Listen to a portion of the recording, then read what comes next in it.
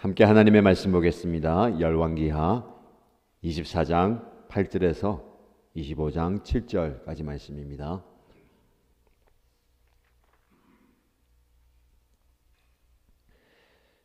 오늘 저와 여러분 함께 묵상할 말씀은 열왕기하 24장 8절에서 25장 7절까지입니다. 함께 읽겠습니다.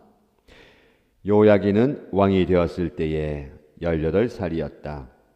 그는 예루살렘에서 3달 동안 다스렸다.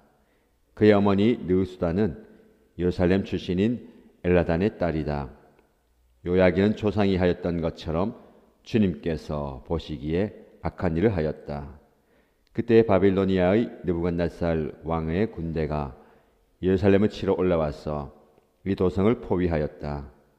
이렇게 그의 군대가 포위하고 있는 동안에 바빌로니아의 느부갓네살 왕이 이 도성에 도착하였다. 그리하여 유다의 요야긴 왕은 그의 어머니와 신하들과 지관들과 내시들과 함께 바빌로니아 왕을 맞으러 나갔다. 그러나 바빌로니아 왕은 오히려 요야긴을 사로잡아갔다. 때는 바빌로니아 왕 제8년이었다. 그리고 느부갓네살은 주님의 성전 안에 있는 보물과 왕궁 안에 있는 보물들을 모두 탈취하여 갔고 이스라엘의 솔로몬 왕이 만든 주님의 성전의 금그릇들을 모두 산산조각 내어서 깨뜨려 버렸다. 이것은 주님께서 미리 말씀하신 대로 된 일이다. 더욱이 그는 예루살렘의 모든 주민과 관리와 용사 10,000명뿐만 아니라 모든 기술자와 대장장이를 사로잡아갔다. 그래서 그 땅에는 아주 가난한 사람들 말고는 하나도 남지 않았다. 느부갓네살은 요야긴 왕을 바빌론으로 사로잡아갔다.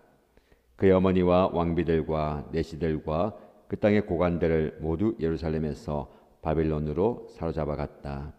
또 7,000명의 용사와 1,000명의 기술자와 대장장이를 바빌론으로 사로잡아갔는데 이들은 모두 뛰어난 용사요 훈련된 전사들이었다. 바빌로니아 왕이 요야긴의 삼촌 마따니아를 요야긴 대신에 왕으로 세우고 그의 이름을 시드기야로 고치게 하였다. 시드기야가 왕이 되었을 때에 그는 21살이었다. 그는 예루살렘에서 11해 동안 다스렸다. 그의 어머니 하무달은 리블라 출신으로 예레미야의 딸이다. 그는 요야김이 하였던 것과 똑같이 주님께서 보시기에 악한 일을 하였다. 예루살렘과 유다가 주님을 그토록 진노하시게 하였기 때문에 주님께서는 마침내 그들을 주님 앞에서 쫓아내셨다. 시드기야가 바빌로니아 왕에게 반기를 들었으므로 시드기야 왕 제9년 엿째 달 10일에 바빌로니아 느부갓네살 왕이 그의 모든 군대를 거느리고 예루살렘을 치러 올라와서 도성을 포위하고 도성 안을 공격하려고 성벽 바깥 사방에 흙 언덕을 쌓았다. 그리하여 이 도성은 시드기야 왕 제11년까지 포위되어 있었다. 그의 넷째 달 9일이 되었을 때에 도성 안에 기근이 심해져서 그 땅 백성의 먹을 양식이 다 떨어지고 말았다. 드디어 성벽이 뚫리니 이것을 본 왕은 바빌로니아 군대가 도성을 포위하고 있는데도 밤을 틈타서 모든 군사를 거느리고 왕의 정원 근처 두 성벽을 잇는 통로를 빠져나와 아라바 쪽으로 도망하였다. 그러나 바빌로니아 군대가 시드기야 왕을 추격하여 여리고 평원에서 그를 사로잡으니 시드기야의 군사들은 모두 그를 버리고 흩어졌다. 바빌로니아 군대가 시드기야 왕을 체포하여 리블라에 있는 바빌로니아 왕에게로 끌고 가니 그가 시드기야를 신문하고 시드기야가 보는 앞에서 그의 아들들을 처형하고 시드기야의 두 눈을 뺀 다음에 쇠사슬로 묶어서 바빌론으로 끌고 갔다. 아멘.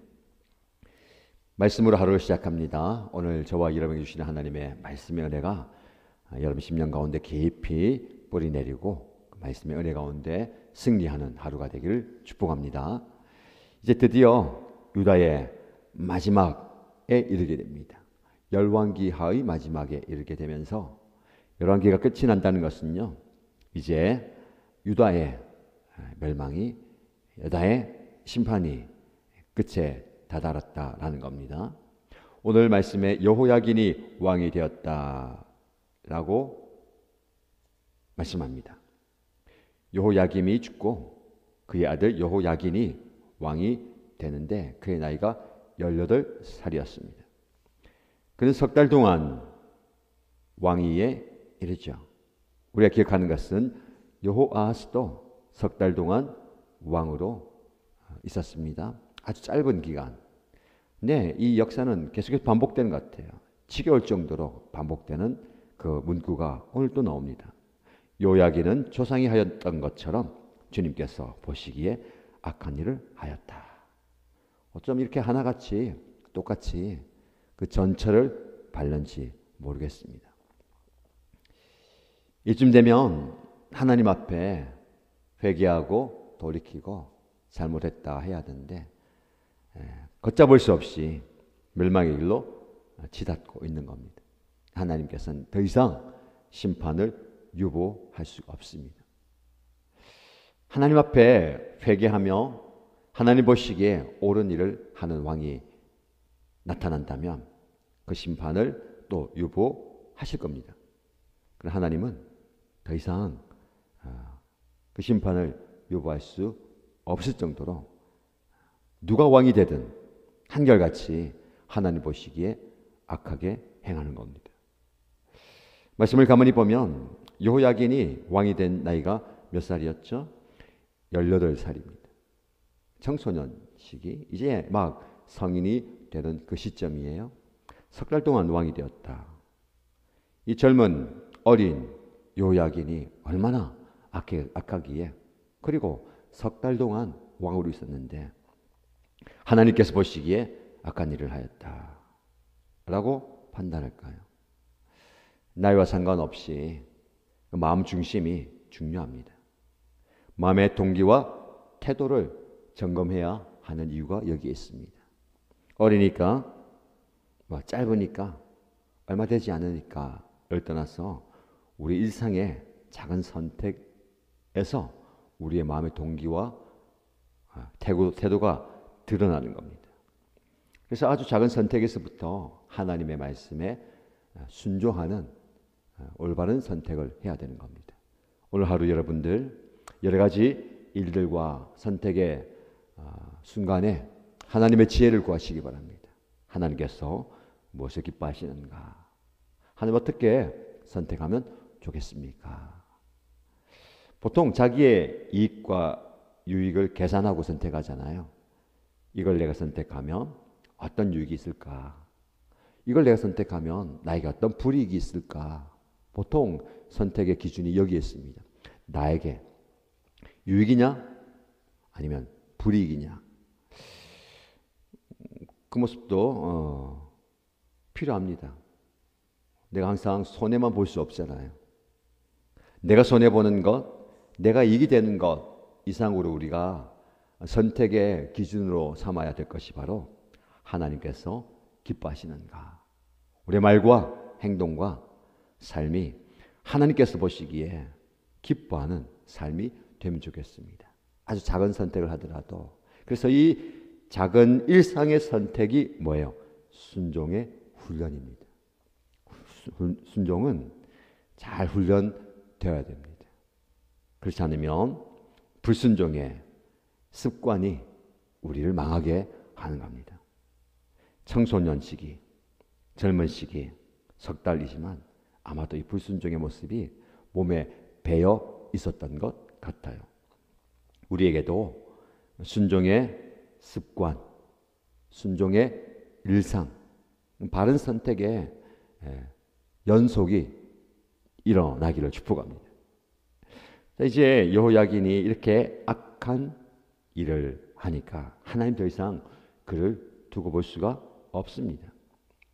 예루살렘으로 바빌로니아 왕이 쳐들어와서 포위하고 그 곳을 또 침략합니다. 포로로 잡아가고 왕궁과 성전의 모든 것들을 탈취해 가는데 그 과정 속에서 우리에게 이렇게 말씀합니다. 이스라엘의 솔로몬 왕이 만든 주님의 성전의 금그릇들을 모두 산산조각 내어서 깨뜨려 버렸다. 이것은 주님께서 미리 말씀하신 대로 된 일이다. 어쩜 이렇게 안타까운 일이 일어나는지 모르겠습니다. 어떤 왕들은 살기 위해서 성전에 들어가서 하나님의 은혜를 구하는, 제사하는 데 쓰는 귀한 기물들을 적들에게 내어 바치는 일도 있었고, 이제는 적들이 성전에 들어와서 금과 은과 귀한 것들 다 탈취해가고 그 그릇들을 산산조각 깨뜨려 버리는 겁니다. 하나님의 위엄과 하나님의 이름이 땅에 떨어져 버리는 거예요. 하나님이 살아계시지 않아서, 능력이 없어서 이런 일이 일어납니까? 하나님 내버려 두시죠. 하나님의 이름을 지켜야 할 사람들은 우리입니다. 어쩌면 이 말씀처럼 우리가 하나님의 이름을 땅에 떨어뜨리고 그 이름을 산산조각 깨뜨리는 그 모습을 방관하거나, 혹은 우리가 거기에 동조하거나, 혹은 우리가 거기에 참여하는 건 아닌지 모르겠습니다. 하나님의 이름이 땅에 떨어지지 않도록 우리는 우리의 신앙과 우리의 믿음과 우리의 성전을, 눈에 보이지 않는 성전을 지켜야 됩니다. 하나도 남김없이 다 포로로 잡아갑니다. 똑똑한 사람, 뛰어난 사람, 용맹한 사람, 지혜로운 사람, 이 바빌로니아 군대들이 다 데려가 버려요. 이제 남은 사람이라고는, 가난한 사람들 말고는 하나도 남지 않았다. 별 볼 일 없는 사람들이 남아있는 거예요. 별 볼 일 없는 사람들도 사명이 있다고 말씀드렸습니다.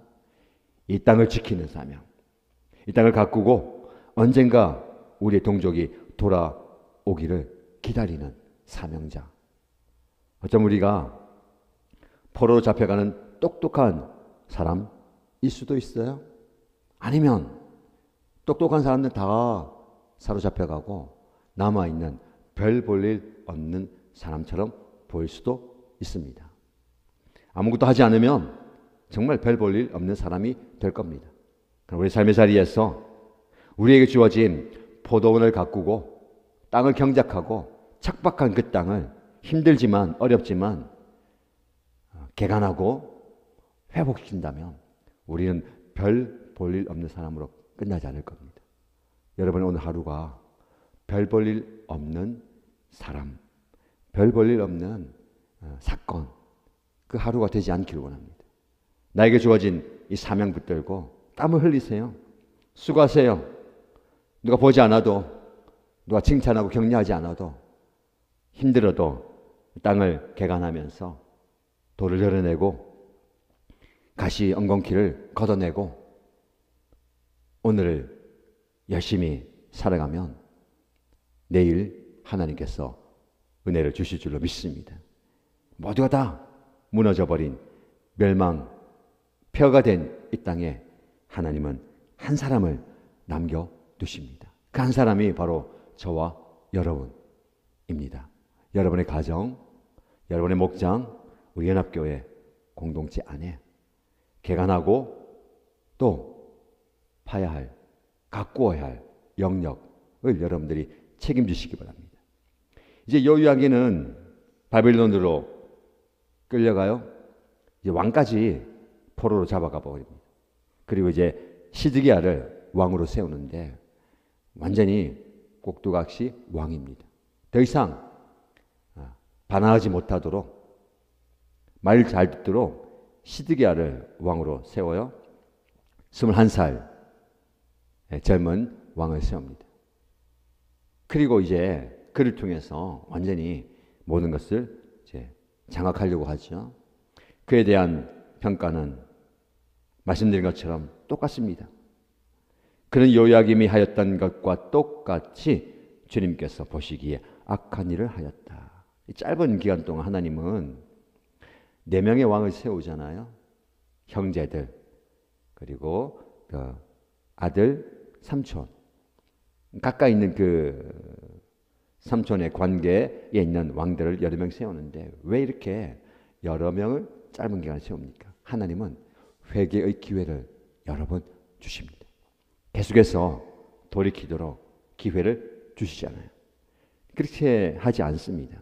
시기야는 예레미야가 계속해서 강조하고 예하는 것처럼 바빌로니아의 반기를 들지 말고 항복하고 하나님의 뜻을 받들라, 하나님의 뜻을 따르라고 하는데 그는 그렇게 하지 않습니다.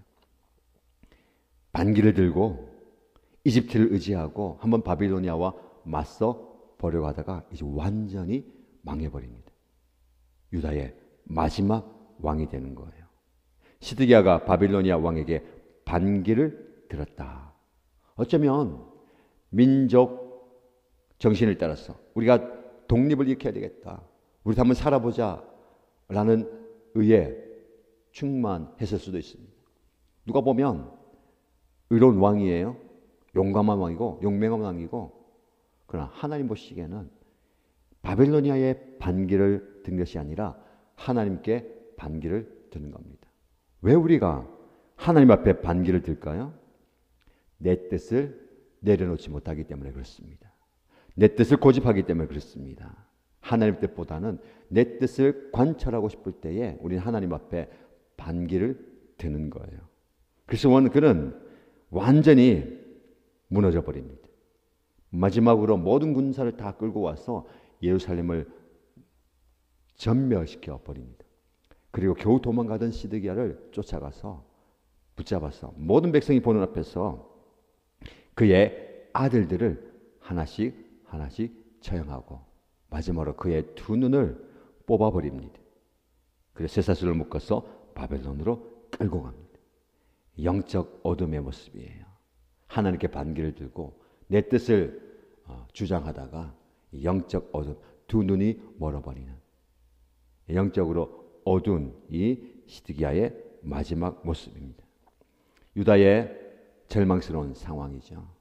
이 말씀을 통해서 저와 여러분들이 어떤 교훈과 적용을 받을 수 있겠습니까? 여러분, 영적으로 어두워지면 내 뜻이 충만해지는 거예요. 영적으로 밝아지면 하나님 뜻이 보입니다. 하나님 뜻을 구하시고요, 하나님 뜻에 순종하는 저와 여러분 되시기를 주님 이름으로 축복합니다. 말씀